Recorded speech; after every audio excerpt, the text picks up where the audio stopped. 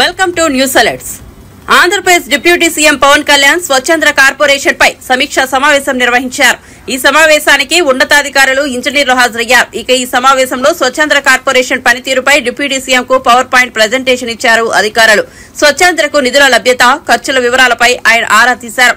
గత 5 ఏళ్ల కాలంలో కేంద్రం విడుదల చేసిన 1066 కోట్లు ఏమయ్యాయని అధికారులను ప్రశ్నించారు డిప్యూటీ సీఎం పవన్. అయితే కేంద్ర ప్రభుత్వం ఇచ్చిన నిధులను రాష్ట్ర ఆర్థిక శాఖ స్వచ్ఛందకు విడుదల చేయలేదనే విషయాన్ని పవన్ కళ్యాణ్ దృష్టికి తీసుకెళ్లారు అధికారులు.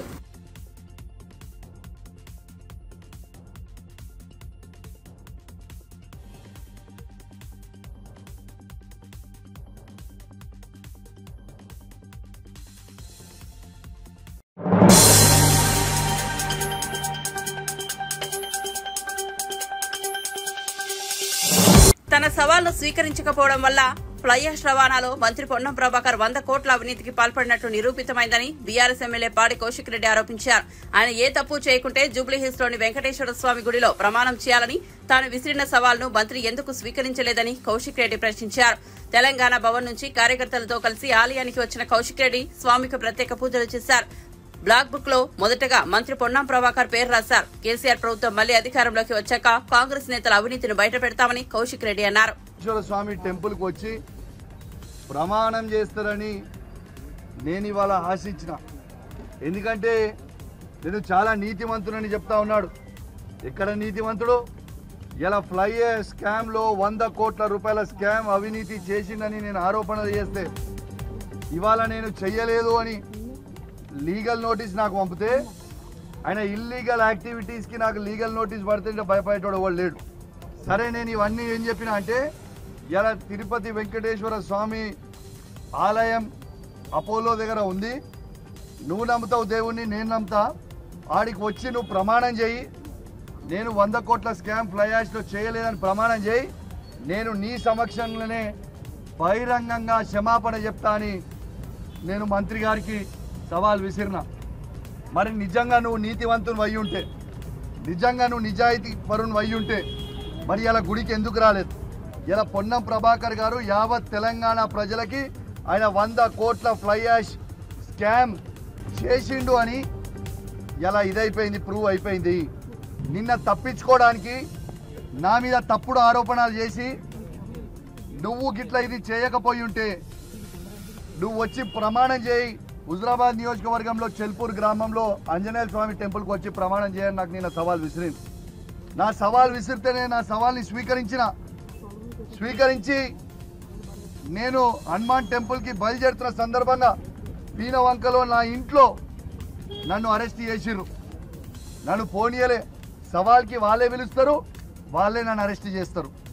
వాళ్ళని అరెస్ట్ చేసిన నేను సిఐ గారిని, సిపి గారిని ఒక్కటే అడిగిన, దయచేసి నాకు పర్మిషన్ ఇవ్వండి, నేను పోతా అంటే సిపి గారు లేదు మీరు పోలేరు అంటే నేను తడి బట్టలతోని మన ఇల్లే గుడిలాగా భావించి మన హనుమాన్ని పట్టం పట్టుకొని వెంకటేశ్వర స్వామి కండువేసుకొని ప్రమాణం చేసిన నేను ఏ అవినీతి చేయలేదని. నా హుజరాబాద్ నియోజకవర్గ ప్రజలకి, యావత్ తెలంగాణ ప్రజలకి నా నిజాయితీని నిన్న నేను ప్రూవ్ చేసుకున్నా.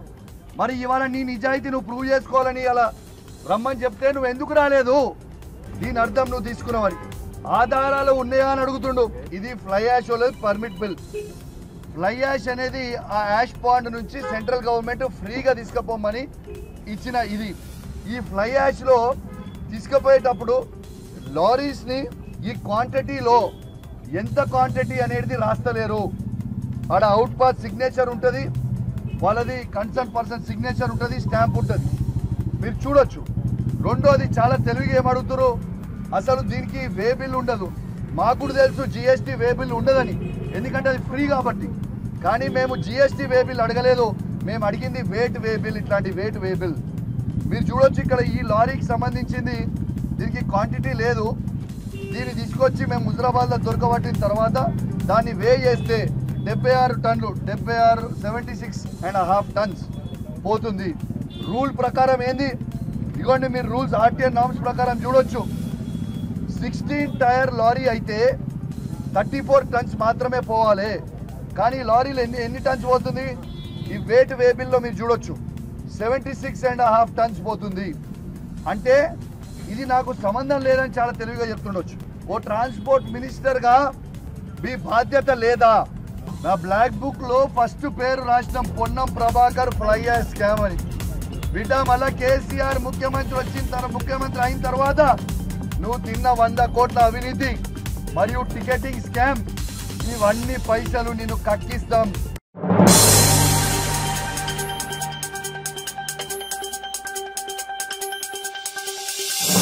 మెదక్ ఎంపీ రఘునందన్ రావు కాంగ్రెస్ పార్టీ గురించి ఇంకోసారి పిచ్చిగా మాట్లాడితే బాగుంటదని TPCC working president Jagga Reddy warning ఇచ్చారు. తాను చిన్నప్పుడు ఆర్ఎస్ఎస్ శాఖకు వెళ్లానని అన్నారు. తాను శాఖకు పోయినప్పుడు రఘునందన్ కి శాఖ గురించి తెలియదన్నారు. తాను ఎంత కష్టపడతానో కేంద్ర మంత్రి కిషన్ రెడ్డికి తెలుసునని చెప్పారు. రఘునందన్ ది బీజేపీలో చిన్న వయసు అని తెలిపారు. బుధవారం గాంధీభవన్ లో జగ్గారెడ్డి మీడియాతో మాట్లాడారు. చేయడం జరిగిందని చాలా స్పష్టంగా చెప్పడం జరిగింది.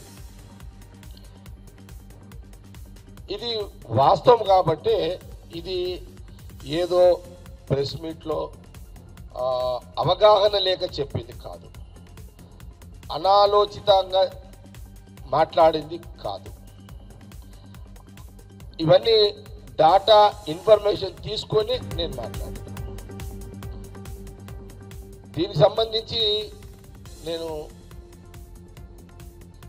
మా గాంధీభవన్ సంబంధించిన పిఆర్ఓ హరి ఇన్ఫర్మేషన్ టోటల్గా ఇన్ఫర్మేషన్ తీసుకొని నేను దీని మీద పూర్తి అవగాహనతోటే ప్రెస్ మీట్లో చెప్పడం జరిగింది. ఇది విమర్శ కాదు.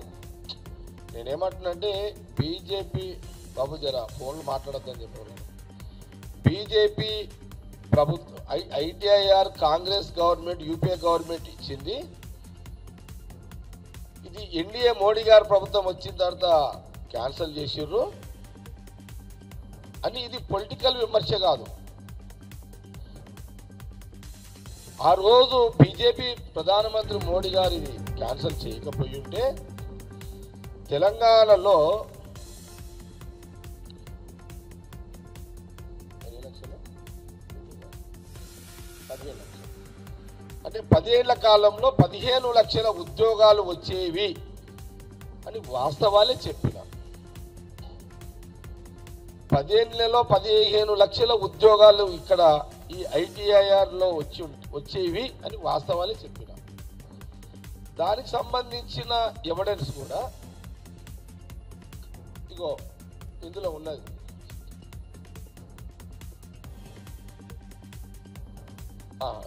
Centre give city IT 2.19 lakhs crores Boost. విన్నారా ఇది బాబు? ఇది వస్తుందా మీకు? జూమ్ తీసుకోండి ఇది. ఎందుకంటే మళ్ళీ నేను రెండోసారి ప్రెస్ మీట్ పెట్టినప్పుడు బీజేపీకి సంబంధించిన నాయకులు విమర్శిస్తే ఇది నేను ప్రింట్ చేసుకొని వచ్చింది కాదు. ఇది నేనేదో సొంతంగా ఇంట్లో ముద్రలు తీసుకొచ్చి కాదు ఇది. ఓకే, ఇది చూసుకోండి అమ్మా జర జాగ్రత్త. ఓకే, వచ్చిందా జూమ్? ఓకే, ఇదొకటి. అట్లాగే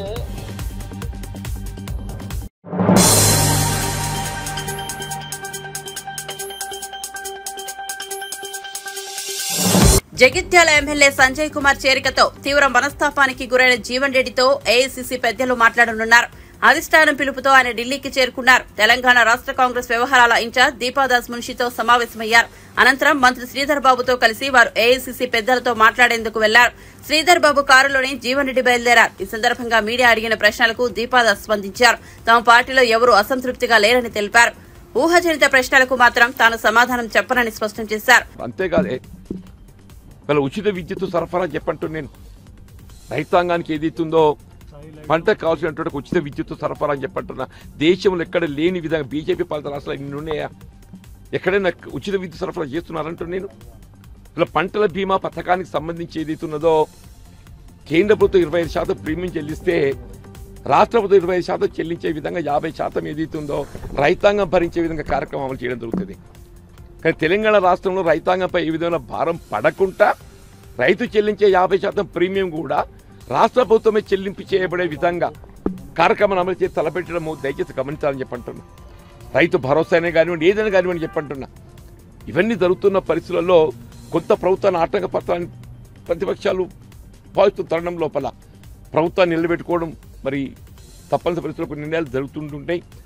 ఏదైనా కానీ ఏదైతుందో ఇవాళ కాంగ్రెస్ పార్టీ హైకమాండ్ ఇలా కేసీ వేణుగోపాల్ గారు ఇన్ఛార్జ్ జనరల్ సెక్రటరీ, అలాగే దీపాదాస్ మున్షి గారు తెలంగాణ కాంగ్రెస్ ఇన్ఛార్జ్, ముఖ్యమంత్రి శ్రీధర్ బాబు గారు ఏదైతుందో వారికి ఉమ్మడి కరీంనగర్ జిల్లా పట్ల పూర్తిగా ఉన్నటువంటి ఒక అవగాహనతో ఏదైతుందో జిల్లాలో మరి కాంగ్రెస్ పార్టీ బలోపేతంగా ముందుకు తీసుకుపోవడం, ఏ విధంగా అందరినీ కలిపి ఐక్యంగా నిలబెట్టాలనే ఒక భావనతోని వారు కానీ లక్ష్మణ్ గౌర్ గారు కానీ ఇది త్రోవ తీసుకొని మరి ఒక భేటీకి నిర్ణయించడం నేను హృదయపూర్వకంగా అందరికీ నేను ధన్యవాదాలు చెప్తున్నా.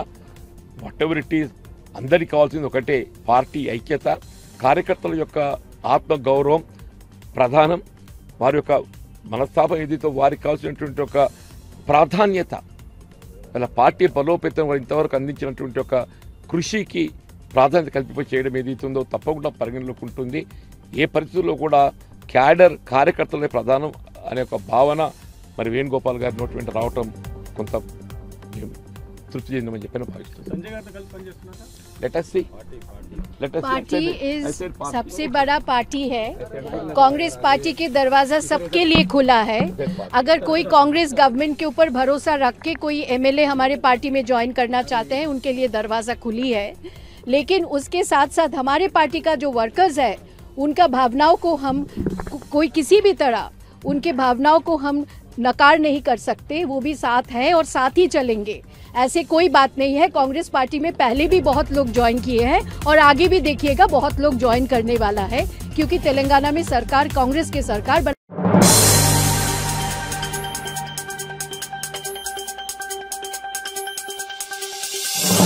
హైదరాబాద్ లో రాష్ట్ర వైద్య ఆరోగ్య శాఖ మంత్రి దామోదర రాజనరసింహతో జూడాలు భేటీ అయ్యారు. ఆ తర్వాత నిరసన చేస్తున్న జూడాలు సమ్మె విరమించారు. ఈ సందర్భంగా మంత్రి మాట్లాడుతూ తెలంగాణ జూడాలు గతంలో 2 సార్లు మెడికల్ కాలేజ్, హాస్పిటల్స్ లో పెండింగ్ సమస్యలపై కలవడం జరిగిందని మంత్రి దామోదర రాజనరసింహ తెలిపారు. 15వ తేదీన రిప్రజెంటేషన్ ఇచ్చారు. ఉస్మానియా, గాంధీ ఆసుపత్రులకు చరిత్ర ఉంది, కానీ హాస్టల్స్ పరిస్థితి దయనీయంగా ఉందన్నారు. వాళ్ళు 15వ తేదీ ఈ నెల ఒక రిప్రజెంటేషన్ ఇవ్వడం జరిగింది. అందులో ప్రధానంగా మాకు వచ్చే స్టైఫండ్స్ గ్రీన్ ఛానల్ ద్వారా రావాలని చెప్పి, ఎప్పుడు మాకు గత ఇన్ని సంవత్సరాల నుంచి కూడా మాకు ఎప్పుడు ఇబ్బంది కలుగుతున్నది, అది ఇబ్బంది కలగకుండా చూడండి అని చెప్పేసి. రెండవది, మా ఉస్మానియా గాంధీ గొప్ప చరిత్ర ఉన్నది, కానీ హాస్టల్ బిల్డింగ్స్, బాయ్స్ హాస్టల్ కానీ, గర్ల్స్ హాస్టల్లే కానీ, డెంటల్ హాస్టల్లే కానీ, అదే రీతిలో గాంధీకి సంబంధించిన హాస్టల్ బిల్డింగ్స్ కూడా లేవు సార్. బాగా ఇబ్బంది కలుగుతున్నది.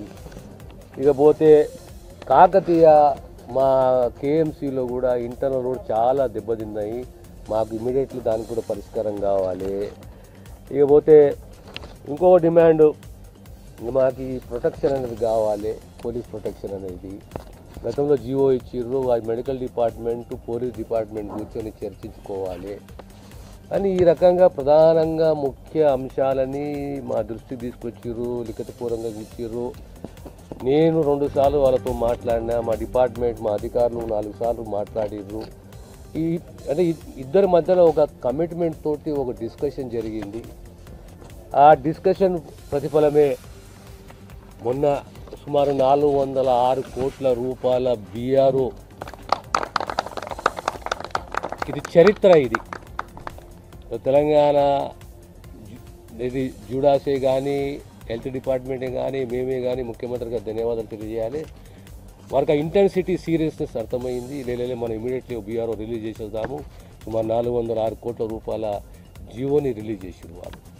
ఆ తర్వాత మొన్న లాస్ట్ వీకే మా సెక్రటరీ గారు, డిఎంఈ, ఆ సంబంధిత ఆ కళాశాల ప్రిన్సిపల్ అందరూ ఉస్మానికే కానీ గాంధీకే కానీ పర్సనల్గా విజిట్ చేసి, అరే వాస్తవం ఇక్కడ ప్లేస్ ఉన్నది, హాస్టల్ బిల్డింగ్స్ లేవు, ఇది అవసరము అని చెప్పేసి ఇమ్మీడియట్లీ ప్రభుత్వానికి రిపోర్ట్ సమర్పించి, తద్వారా మొన్న ప్రపోజల్స్ గవర్నమెంట్కి వస్తే సుమారు ఉస్మానియా మెడికల్ కాలేజీకు సంబంధించి లేడీస్ హాస్టల్ 80 కోట్ల రూపాయలు, మెన్స్ హాస్టల్ 35 కోట్ల రూపాయలు, repairs and renovation to boys hostel అని చెప్పి 50 లక్షలు, laying of CC roads in Krishnaveni ladies hostel 40 లక్షలు, అంటే boys repairs renovation boys hostel.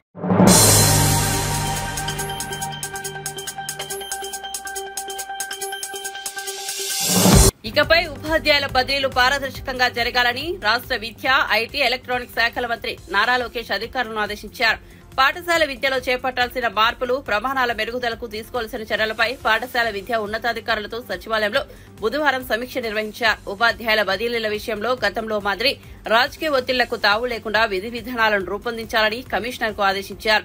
ఈ విషయంలో ఉపాధ్యాయుల సంఘాల సలహాలు, సూచనలను పరిగణలోకి తీసుకోవాలన్నారు. ఉపాధ్యాయులకు బోధనేతర పనులు, అనవసరమైన యాప్ల భారాన్ని తగ్గించి పూర్తిస్థాయి బోధనపై దృష్టి సారించేలా చర్యలు తీసుకోవాలన్నారు. పాఠశాలల్లో మౌలిక సదుపాయాల కల్పనకు సంబంధించి పేరెంట్స్ కమిటీలను భాగస్వాములను చేసే అంశాన్ని పరిశీలించామని సూచించారు. రాబోయే సమీక్షలో మూసివేసిన పాఠశాలలకు సంబంధించిన పూర్తి వివరాలను సమర్పించాలని ఆదేశించారు. మధ్యాహ్న భోజన పథకంలో భాగంగా విద్యార్థులకు నాణ్యమైన భోజనం అందించేందుకు తీసుకోవాల్సిన చర్యలపై పలు సూచనలు చేశారు.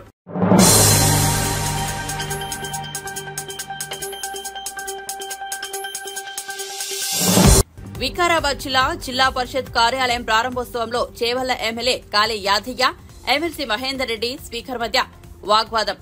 వికారాబాద్ జిల్లా కేంద్రంలోని జిల్లా పరిషత్ నూతన భవన ప్రారంభోత్సవ కార్యక్రమంలో చేవెళ్ల ఎమ్మెల్యే కాళీ యాదయ్య, ఎమ్మెల్సీ మహేందర్ రెడ్డి మధ్య మాటల యుద్దం. అసెంబ్లీ స్పీకర్ గడ్డం ప్రసాద్ మాట్లాడుతూ గత ప్రభుత్వం బీఆర్ఎస్ భవన నిర్మాణానికి కేవలం 10 కోట్లు ఇస్తున్నట్లు కాగితం మాత్రమే ఇచ్చిందన్నారు.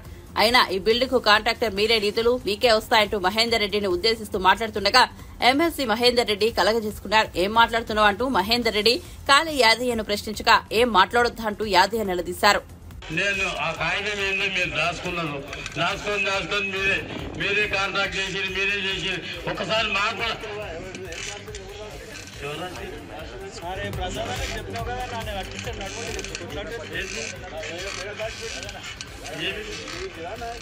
నా ఇంటికి అని చెప్పిందా? మరి కాగితం అని గురించి మాట్లాడడానికి మీరు ఎందుకన్నా మాట్లాడతారు? ఏం మాట్లాడుతున్నా? ఉన్నది మాట్లాడుతున్నా, ఉన్నదని మాట్లాడుతున్నా. ఎందుకు మాట్లాడుతున్నా? నా పేరు తీసుకున్నాను మాట్లాడుతున్నా. నా పేరు తీసుకోకపోతే మాట్లాడకండి. ఏం మాట్లాడతామండి? మాట్లాడికే లేదా? పర్మిషన్ తీసుకొని మాట్లాడినా, పర్మిషన్ తీసుకొని మాట్లాడినా,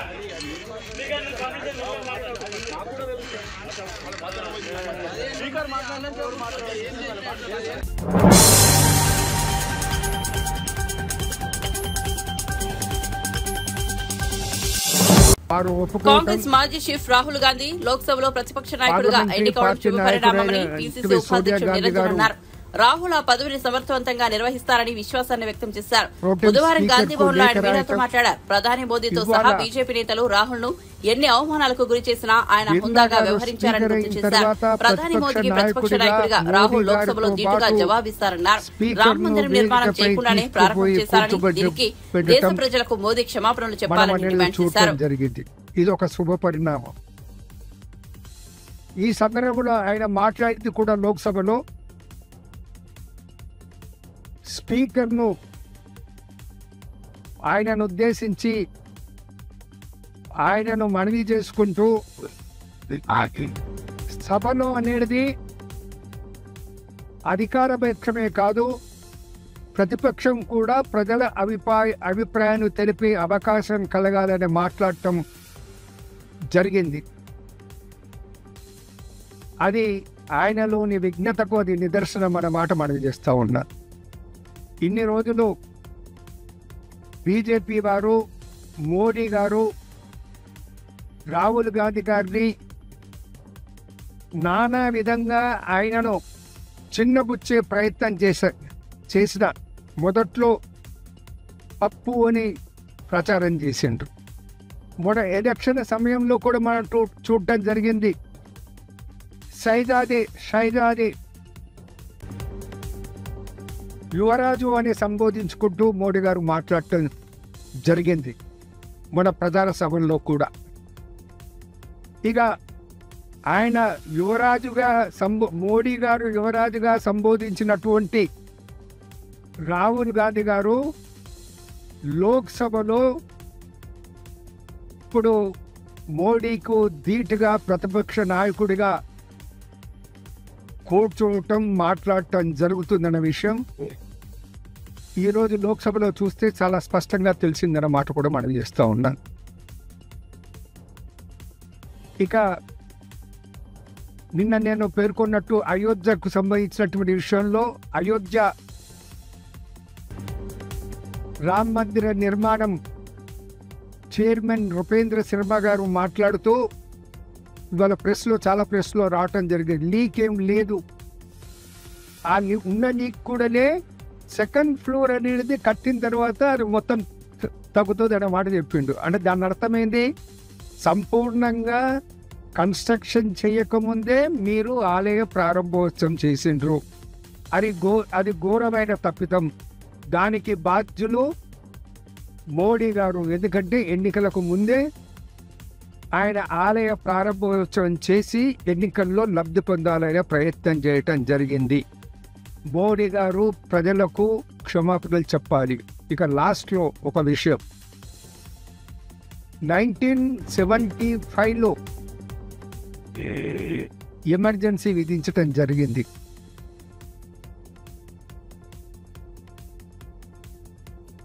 ఆ ఎమర్జెన్సీలో ఏదో జరిగిపోయింది అనేసి ప్రచారం ఎవ్రీ ఇయర్ బీజేపీ వారు చేయటం, ఈరోజు లోక్సభ స్పీకర్ ఎన్నికయిన తర్వాత ఆ లోక్సభ స్పీకర్తో కూడా ఏకపక్షంగా వన్ సైడెడ్ రిజర్వేషన్ మూవ్ చేయించటం, ఎమర్జెన్సీలో కాంగ్రెస్ పార్టీ తప్పు చేసిందనే మాట చెప్పడం అనేది కొత్తగా ఎన్నికలు అయిన తర్వాత, ఇంత భారీ మెజార్టీలో ప్రతిపక్షాలు వచ్చిన తర్వాత ఒక నూతన శకానికి నాంది పలకాల్సినటువంటి పరిస్థితుల్లో కొత్తగా ఈరోజే ఎంపికైన స్పీకర్తో ఈ విధంగా రిజల్యూషన్ చేయించటం అది తప్పు అనేసి తెలంగాణ కాంగ్రెస్ కమిటీ తరఫున నేను మనవి చేస్తూ ఉన్నాను. ఈ సందర్భంలో ఒక విషయాన్ని మీ దృష్టికి తీసుకొస్తా ఉన్నాను. శ్రీమతి ఇందిరాగాంధీ గారు స్వయంగా జనవరి 24, 1978లో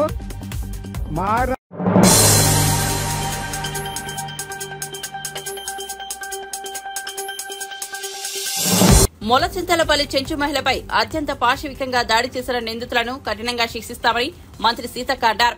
మధ్యయుగాల నాటి మనస్తత్వంతో మానవత్వాన్ని మర్చి మనుషుల రూపంలో ఉన్న మృగాలు జరిపిన దాడిని ఉపేక్షించేది లేదన్నారు. అమ్మాయిలు, మహిళలపై అఘాయిత్యాలకు తెగబడే వారిపై కఠినంగా వ్యవహరించేందుకు తమ ప్రభుత్వం పోలీసులకు పూర్తి స్వేచ్ఛ ఇస్తోందన్నారు. నిమ్స్ ఆసుపత్రిలో చికిత్స పొందుతున్న నాగర్ కర్నూలు జిల్లా కొల్లాపూర్ మండలం మొలచింతలపల్లి గ్రామానికి చెందిన చెంచు మహిళ ఈశ్వరమ్మను మంత్రి సీతక్క బుధవారం పరామర్శించారు. బాధితురాలతో మాట్లాడి ఘటన వివరాలు అడిగి తెలుసుకున్నారు. ప్రభుత్వం అన్ని విధాలుగా అండగా ఉంటుందని, ధైర్యంగా ఉండాలని బాధితురాలికి సీతక్క భరోసానిచ్చారు. కొంత బయట ఉండడంతో నేను రాలేకపోయినప్పటికీ అక్కడ స్థానికంగా ఉండేటువంటి ఎమ్మెల్యే మంత్రి గారు జూపల్లి కృష్ణారావు గారు, అదేవిధంగా వంశీకృష్ణ చంపేట ఎమ్మెల్యే గారు, మా ఉమెన్ అండ్ చైల్డ్ డిపార్ట్మెంట్ వారు, ఐటీడీఏపీఓ గారు, వారందరూ కూడా పరామర్శించి ఎప్పటికప్పుడు ఆమె యోగక్షేమాలు తెలుసుకుంటూ ఆమెను నిమ్స్ హాస్పిటల్కు తరలించడం జరిగింది. ఇక్కడ కూడా మంచి వైద్యాన్ని అందిస్తూ ఆమె పూర్తి స్థాయిలో కోలుకున్న తర్వాతనే ఇంటికి పంపించడం జరుగుతుంది. అక్కడ ఉన్నటువంటి ఎస్పీ గారితో కూడా మాట్లాడడం జరిగింది. ఇప్పటికీ కూడా పూర్తి వాస్తవాలతోటి ఎలాంటి వారైనా, ఎంతటి వారైనా, ఎవరైనా కానీ ఈ ఘటనలో ఇన్వాల్వ్ అయినటువంటి వారి మీద ఖచ్చితంగా మరి పనిష్మెంట్ అనేది ఉండాల్సిందే, ఉంటుంది అని కూడా తెలియజేస్తా ఉన్నాం. అదేవిధంగా ఇంకొక వ్యక్తి వాళ్ళ మామ కూడా నాగయ్య కూడా చనిపోయిండు, దానికి కూడా డౌట్స్ ఉన్నాయని వారు చెప్తా ఉన్నారు. ఆ కోణంలో కూడా, ఎందుకంటే దీనికి అంతటి కారణం ఒక భూ వివాదం కారణం. గతంలో ఒక వ్యక్తి భూమి ట్రైబల్స్ కోసం కొనిచ్చినటువంటి పరిస్థితి. గతంలో చూస్తే భూములు 15-20 ఏళ్ల క్రితము పెద్ద ఎత్తున చెంచులను గుట్టల నుంచి బయటికి తీసుకొచ్చి వాళ్లకు పునరావాసం కింద భూములు కూడా పంచినటువంటి పరిస్థితి. గత ప్రభుత్వము ఎవరైతే అంటే అమ్మిపోయినరో మళ్ళీ వాళ్ళ పేర్ల మీదనే పట్టాలు ఇవ్వడంతో ఆ వ్యక్తులు కూడా ఈ భూములు మాయే అని చెంచులకు పంచినటువంటి భూముల మీద కూడా వచ్చి దౌర్జన్యాలు చేస్తున్నారనేటువంటి విషయాన్ని కూడా మేము ఇక్కడ తెలుసుకోవడం జరిగింది. కాబట్టి ఇప్పుడు గవర్నమెంట్ రికార్డ్స్ ప్రకారం ఈ భూములు పంచబడ్డ భూములు అది ప్రభుత్వం అఫీషియల్గా పంచిన భూములు, వాళ్ళకి ఆల్రెడీ ఆ భూ యజమానులకు డబ్బులు కూడా ఇవ్వడం జరిగింది. ఇప్పుడు ఆ భూమి కోసము ఒకరిద్దరు కుటుంబాలు కూడా కన్నేసి, ఎందుకంటే కొల్లాపూర్కు దగ్గరగా ఉంటుంది కాబట్టి మరి ఆ ఆ భూముల యొక్క విలువ పెరిగింది కాబట్టి ఆ భూములను స్వాధీనం చేసుకోవాలని వీళ్ళ యొక్క అమాయకత్వాన్ని పేదరికాన్ని ఆసరా చేసుకొని భయభ్రాంతులకు గురి చేయాలన్నటువంటి కుట్రతోటి ఆ దౌర్జన్యంగా అత్యంత ఒక ఫ్యూడల్ భావజాలంతో కూడినటువంటి మెంటాలిటీతో చేసినటువంటి ఘటన. దీన్ని తీవ్రంగా ఖండిస్తా ఉన్నాం. మేము కూడా ఇప్పటికే ఆ నిందితులు ఎవరైతే ఉన్నారో మరి అటెంప్ట్ మర్డర్ కానీ అదేవిధంగా ఎస్సీ ఎస్టీ కేసు కానీ ఇవి కూడా పెట్టడం జరిగింది. వారికి వచ్చేటువంటి లబ్ధి కూడా సంపూర్ణంగా ఇప్పటికే ఒక 4 లక్షలు కూడా ప్రకటించడం జరిగింది. తర్వాత ఐటీడీఏపీఓ నుంచి ఒక 25,000, మరి ఉమెన్ అండ్ చైల్డ్ నుంచి ఒక 25,000 తాత్కాలికంగా ఇవ్వడం జరిగింది. ఆమె పూర్తి స్థాయిలో కోలుకునేంత వరకు ప్రభుత్వ పర్యవేక్షణలో నిమ్స్ హాస్పిటల్లో మరి ట్రీట్మెంట్ కూడా జరుగుతుంది. వాళ్ళు ఎవరైనా కానీ ఎస్పీ గారికి కూడా మేము ఖచ్చితంగా ఆదేశించినాం. అదేవిధంగా మా మంత్రి గారు కూడా జూపల్లి కృష్ణారావు గారు కూడా పూర్తి స్థాయిలో మరి వారు కూడా బాధ్యత తీసుకొని ఎవరిని వదిలిపెట్టేది లేదు. ఇలాంటి దుర్మార్గాలు ఈ సమాజంలో మళ్ళీ జరగకూడదనేదే మేము భావిస్తా ఉన్నాం. అలాంటి వారికి ఖచ్చితంగా కఠినమైన శిక్ష పడితేనే ఇలాంటి మానవ మృగాలు మళ్ళీ ఇలాంటి చర్యలకు పాల్పడాయి. కాబట్టి ఈశ్వరమ్మ కుటుంబానికి మేమందరం అండగా ఉన్నాం. సీఎం గారు కూడా వారి యొక్క సానుభూతిని కూడా తెలియజేయడం జరిగింది. మేము కొంతకాలంగా 5-6 రోజుల నుంచి అందుబాటులో లేకపోవడంతో కొంత లేట్ అవ్వడం జరిగింది. ఏది ఏమైనా పోలీస్ అధికారులకు ఇలాంటి దుర్మార్గులను శిక్షించడంలో పూర్తి స్థాయిలో స్వేచ్ఛ ఉంటుందని కూడా ఈ సందర్భంగా తెలియజేస్తాను. ఫ్రెండ్లీ పోలీసులు అంటే దుర్మార్గుల పట్ల ఫ్రెండ్లీ కాదు, మంచి వాళ్ళ పట్ల మంచి వాళ్ళతోటి మంచిగా, దుర్మార్గులు అమ్మాయిలను చెరబట్టి ఆడవాళ్ల మీద ఇలాంటి దుర్మార్గాలు చేసేటువంటి వాళ్ళు డ్రగ్స్ మత్తులో, గంజాయి మత్తులో చిన్న పిల్లల మీద పైచాచిక ఆనందం పొందడం కోసం పైచాచికంగా దుర్మార్గాలు పాల్పడేటువంటి వాళ్ళను ఎట్టి పరిస్థితుల్లో వదిలేది లేదు. అందుకనే డ్రగ్స్ మీద కూడా పూర్తి స్థాయిలో సీఎం గారు ఒక నిర్ణయం తీసుకొని ఎక్కడికక్కడ ప్రజల్ని యువకుల్ని మోటివేషన్ చేయడం, అదేవిధంగా ఆ గంజాయి మత్తులో కూడా ఇలాంటి నేరాలకు పాల్పడితే కఠినంగా శిక్షలు ఉంటాయి అనేది కూడా వారికి తెలియజేసే విధంగా శిక్షలు కూడా ఉండబోతున్నాయని తెలియజేస్తాం.